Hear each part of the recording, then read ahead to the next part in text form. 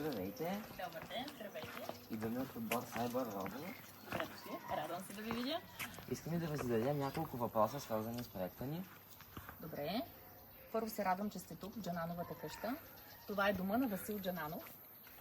Тук през 1869 година е основан Габаревския революционен комитет от Васил Левски. Къщата, която виждате в момента, не е същата, която е бил Левски, защото през 1877 година цялото Габарево е било опожарено. И по тази причина къщата, в която всъщност е бил Левски, не е се запазила. Тогава цялото Габарево бяга в Балкана. Вече в последствие се връщат и правят този дом. Заповядайте, тъй ще си поговорим за вашия проект. Първо искаме да ви питаме, кои са най-големите проблеми, пред които се изправяте за популяризиране на Джанановата къща? Най-големите проблеми са рекламата, разбира се, до известна степен. Много ни помагат почиващите в курорта тук в община Павел баня, в средището, защото идвайки те обикалят, търсят места, които освен с почивката да направят и своя културна, ако мога да нарека така, обиколка. И ако не са минали от тук, примерно, и не са разбрали за съществуването на нашето местенце, няма как да го видят, а се заслужава да дойдат. И да се разхождаме и аз ще ви разказвам. Вие може да ме питате, ако желаете. Къщата посещава ли се достатъчно ученици и туристи?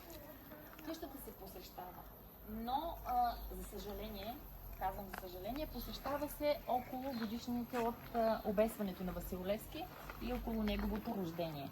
Но, разбира се, през другото време, но говорим конкретно за ученици. Това може би е така, защото не е достатъчно съвременно популярна. В смисъл, какво искам да кажа, че може би ако е по някакъв начин поднесено така, както младите хора, тинейджерите обичат и в момента от нещата, които се интересуват, може би тогава ще идват по-често.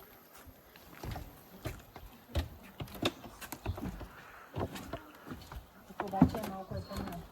Да ти светли. Това е дома на Васил Джананов. Васил Джананов се е срещал няколко пъти с Левски, между другото, да го вметна между вашите въпроси. Те са разговаряли по различни въпроси, дори за освобождението на България. 36 човека са се заклели пред камата, Библията и пищова, директно пред Левски. И дори в старата къща, за която ви говорих, че вече не съществува, в дървения таван, където всъщност Левски е пренощувал в къщата 3 нощи, там има един отпечатък от револвера на Левски, който е стрелял в тавана, защото е пристигнал таен пратеник, който е съобщил на всички за добре приключило народно дело. Какво според вас не знаят хората за къщата? Ами те, ако дойдат, ще разберат всичко. Не знаят, може би не знаят точно и къде се намира. Понякога това също е проблем, минавайки по главния път. Не си правят труда да завият вляво или вдясно и да ни открият. Нашия проект би ли привлякал повече посетители? Габарево се намира и на главен път. Тук постоянно пътуват доста хора, които избягват примерно големите магистрали и също минават и много почиващи, които идват тук в Павел баня. Но те са на главния път се намира Габарево и просто не знаят, че трябва да влезнат, ако естествено не са си проверили примерно за какво. Ние точно заради това поставихме табела, която ще сочи на хората, минаващи по главния път, за къщата и публикувахме Джанановата къща в OpenStreetMap, което е глобална отворена карта, която всички могат да променят. Чудесно! Това между другото е една много добра новина, защото всеки, който пътува по този главен път, може само с един поглед да забележи табелата и да дойде. Затова съм страшно благодарна на вас, като млади хора, и на този проект. Защото той ни върши 90% от работата като реклама и е страхотно и ви благодаря наистина че така сте се насочили към нашия дом. Ние, освен това, създадохме игра, с която можем да привлечем нашите връстници, които ще узнаят за Джанановата къща и може би ще дойдат да я посетят, ако имаме късмет. Страхотно е това, защото преди малко, когато ми задавахте въпроса за това дали е посещавана често от ученици и от тинейджери, примерно, ако те не са прочели някъде или не им е направило впечатление някъде да са срещнали информация, те няма как да знаят, примерно, че тук Левски е основал революционен комитет, че имат интересни неща да научат за самото място. И създавайки именно такава виртуална игра, чрез която ще могат хем да играят, хем да бъдат в онлайн пространството, виртуалното пространство, в техния си свят, защото сега младите хора, една голяма част се прекарват именно там, в виртуалното пространство. Така че съм много благодарна, че Джанановата къща вече ще е там. И по този начин, може би ще се събуди интерес към историята, за да дойдат и лично да видят мястото. Се почувстваме като гости в Джанановата къща. Заповядайте на нашето миндерче. И да продължим нашия разговор. Какво бихте добавили към нашата игра? Да, се запознах с играта ви. Изключително интересна, невероятна. Мисля, че ще хареса на всеки, който се докосне до нея.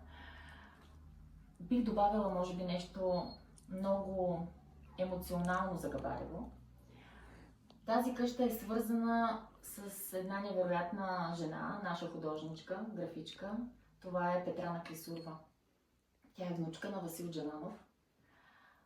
Родена е като дете, трето дете на една от дъщерите му, Лала, която е дала за осиновяване пък на своята сестра. И въобще е доста интересна историята на Петрана Клисурова. Тя живее последно в тази къща, защото къщата през 1938 година е била продавана, после препродавана и в последствие е откупена от държавата. И това именно е благодарение на Петрана Клисурова. Това бих добавила. Според вас, нашия проект ще привлече ли повече посетители? Да, твърдо. Абсолютно съм убедена, че благодарение на вашия проект тук ще започнат да идват повече хора и Джанановата къща ще живее. И както има една фраза за Габарево, Габарево ще свети. Казвам къщата, пък вие, ако искате нещо да ме питате, може да ми задавате въпрос. Слушам? Има ли други исторически обекти, които биха видяли нашия проект и биха искали да помогнем и на тях? Разбира се.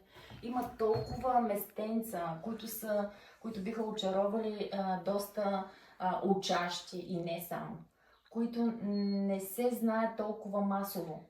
И с радост биха подали ръка и вие на тях, разбира се. Със сигурност биха се заинтересували, защото знам какво беше моето усещане, когато видях вашата насоченост към Джананова къща и в последствие реализацията на това, което бяхте замислили. Заповядайте.